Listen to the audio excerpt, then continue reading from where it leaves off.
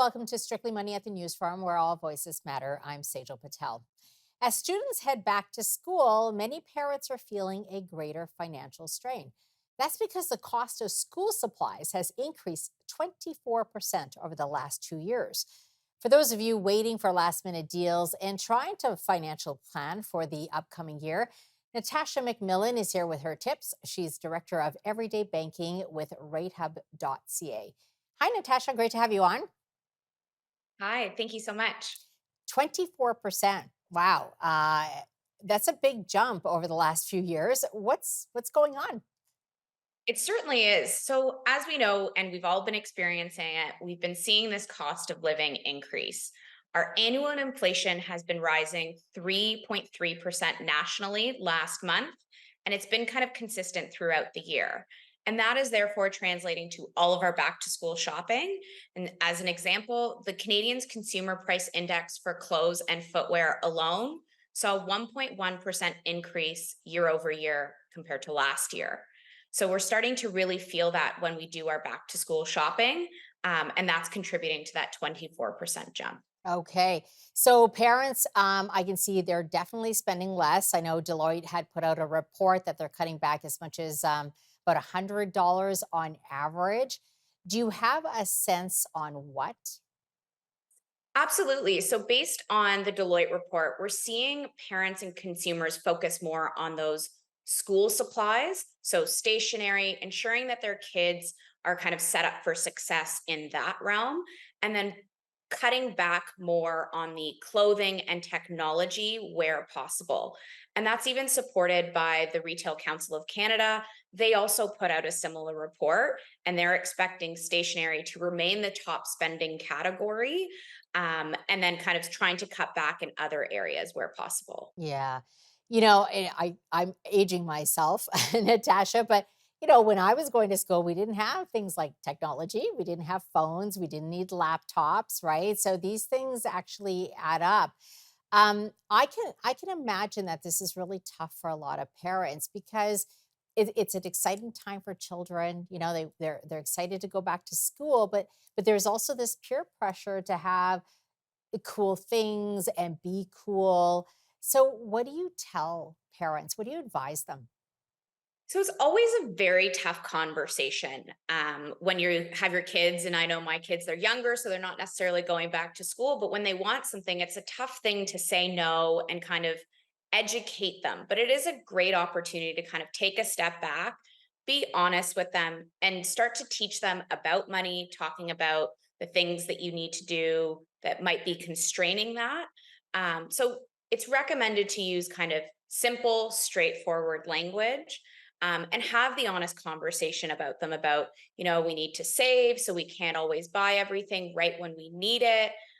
Ensuring that they're kind of aware that money does kind of come at a cost. There's a Mhm. lot of work that needs to go to it. And it's also a great opportunity to teach them to save. So whether it's a small piggy bank, or if they're older, perhaps finding a job, teaching them to save a portion of their income that they could always start to then contribute to this back to school shopping expenditure. Another tip we would make is make sure you kind of have that wish list. My son, he's now 5, has been asking for kind of a video game. And we say, okay, you can kind of put that back on your, whether it's your Christmas list, your birthday list. We can't quite do it right now, but ensuring that they kind of have that sense of it's not always coming at the exact moment you want it, but we will kind of look forward to making that expenditure in the future. And so it's Ye- always a great opportunity to kind of teach them those things at times like this. Yeah, I couldn't agree more. And I think a lot of parents sometimes underestimate that children do get it. They do get it when you have these Absolutely. conversations.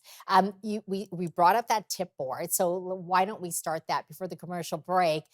Tip number one that you have is do an inventory review. We have about 40 seconds. Talk us through this. What should they do? Yeah. So with this one, we really recommend is to ensure that at home you've kind of taken stock of everything that you might have from previous years. So those school supplies that you might be able to reuse, whether it's the binders, the pens, the pencils that have gone unused, we really kind of recommend taking full inventory, and maybe crossing those off of your list for this year if possible. Yeah, you don't necessarily have to buy everything new, especially things like Absolutely. binders, right? They're reusable. All right, we'll take a quick commercial break and we'll continue to talk about those tips when we come back. Stay with us.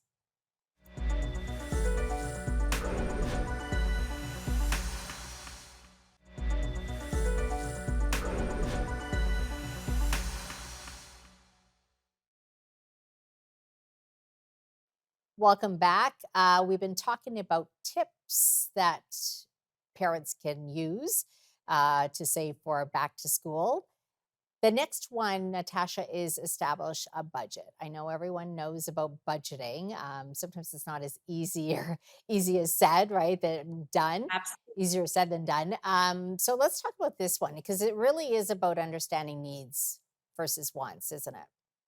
Absolutely. So after you've kind of taken stock of what you have in your house and what you're able to kind of reuse, you can start to kind of look at that list of what's needed. You can kind of focus on the wants list and then start to ideate on what that budget will look like. And it's really important kind of to try to stick to the budget. That's really what we're here to establish. So when you look at that budget, make it realistic. If you typically, for example, know that you need all new binders and all new supplies, don't put it with a budget of $50. So really try to make it realistic, but then stick to it when you go through your shopping. And while you're at the store, if you need to trim a few extra things, we definitely recommend doing that, but ensuring you kind of are spending within your means and what you've allocated for your back to school shopping. Yeah, and that feeds into the next tip, right? Shopping strategically. So what do you mean by that? Do you mean should people go online? Should they go to certain stores? Walk us through this one. Absolutely. So this one is kind of it sounds very simple, but it's really kind of starting to plan your purchases.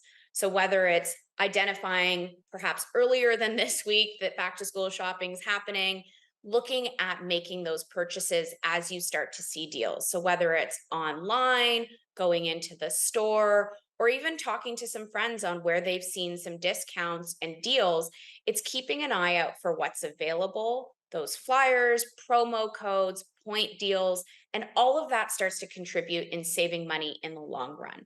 Yeah. An example that I've actually heard, which I find quite interesting and probably dates me as well, is Staples is doing a back to 90s pricing. So they're throwing back their school essentials to what they call 90s pricing, which is quite exciting. And hopefully that gives an opportunity for parents to kind of save money.